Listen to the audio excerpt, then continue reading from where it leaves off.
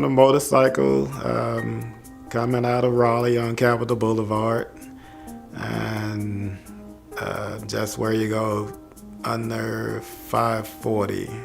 I was in at the second lane from the left, and this lady was in her far left lane, and she changed lanes without looking, and I was right by her front right wheel, and she just slammed right into the side of me, and it broke all of my toes and my left foot and my left ankle.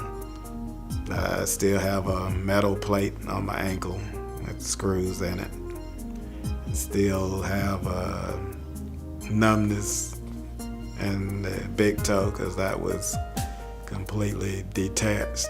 I was out of work for about 8 months, and it affected my retirement too because I had to stay.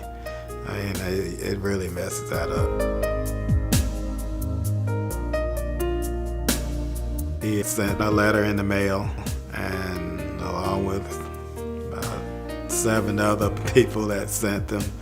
And what caught me was his personal letter that he put in about how he helps motorcycle riders and stuff. I mean, he handled all the paperwork as far as with the doctors and the insurance company handled all that. I feel like he would get the fairest settlement possible. So I recommend him to anybody that I know that is involved in accidents.